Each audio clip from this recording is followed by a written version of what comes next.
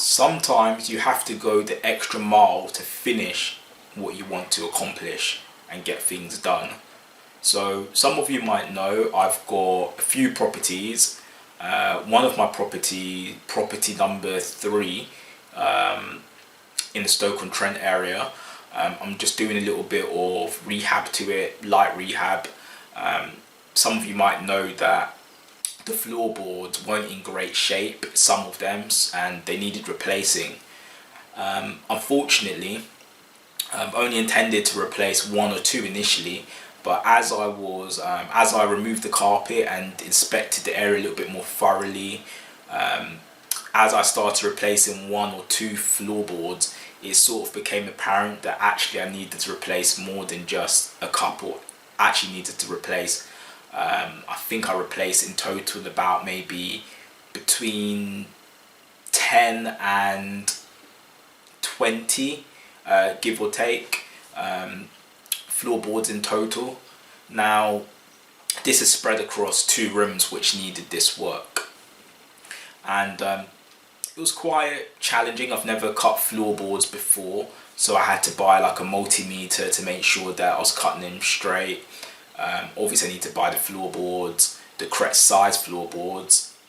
I had to buy a saw, and sometimes you have to do like kind of specialist cuts to make sure that it actually to get round pipes and stuff like that. So it was a learning experience for me. I could have easily have paid someone to do this, and going forwards I probably will, but I just wanted to learn that skill for myself. But what I mean by the lesson which I learned in this endeavour is more about finishing, and it took me a little bit longer than I wanted to, because I was doing this before work, after work, during my breaks, and on the weekend. So I didn't have like a strict time frame to do this dedicated. It was very sporadic, but even so I was very determined to get it done. So towards the end of replacing all the floorboards, and bear in mind there were some floorboards I had to tighten as well, some existing floorboards which I didn't remove I had to tighten. When I say tighten, I think I used approximately 250 screws roughly to put down new floorboards and to tighten some of the existing floorboards. Now, when I was doing the final floorboard, I'm talking, because there was lots of false starts where I thought this was the final floorboard, but when I actually got to the definite final floorboard, I was about 4 screws short. Now bear in mind that I was buying boxes of screws in packs of 100.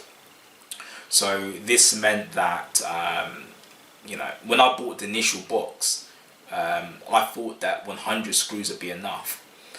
Bought another box, 200 screws, I said this would definitely be enough. So when I got to the final floorboard, believe it or not, I was about 4 to 6 screws short. I was so frustrated. It wasn't late, but it was dark, it's winter, so I think it was like maybe around about 4 or 5 o'clock.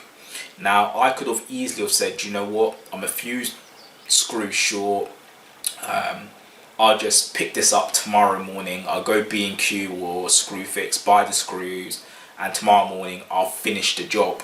Now that would have been the easy thing to do, and maybe the sensible thing to do in some situations, but I think it's more of a psychological thing where in order to achieve something, you have to train your brain to not just do things, but to finish and complete things.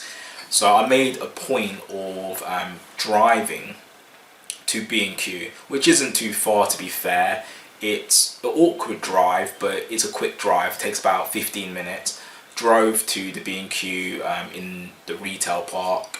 I already bought the screws previously, so I knew where the aisle was, bought the screws, came back, and again when I came back with the box of screws, I actually bought another box for 100, even though I didn't need 100, but I just wanted some spares anyways for other jobs.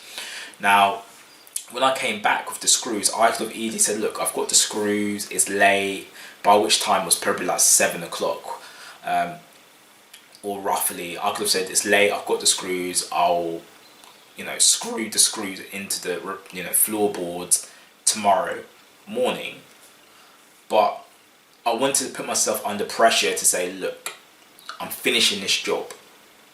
So I made the point of opening the box, getting out my drill, getting out my electric screwdriver, and screwing those final screws in.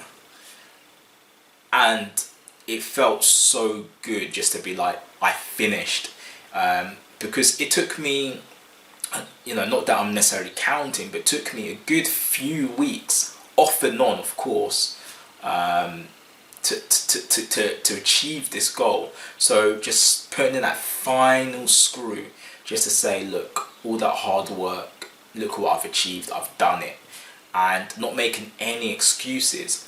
And because of that, it allowed me to focus on other tasks around the property that needed doing the following day. So it was just one less thing to worry about. I can move on to new endeavours, fresh endeavours, and yes. So just to reiterate, really, if you're almost finished something, just finish it. I feel that a lot of entrepreneurs and people in general, whether it's a property business or whatever business it is, or whether it's just something in your personal life where we start things with good intentions, then we just sort of leave things half done, or we get that 95% stage and we just don't finish. Life gets in the way and we just don't finish, or we just lose motivation. Just say, do you know what? I'm just going to finish it.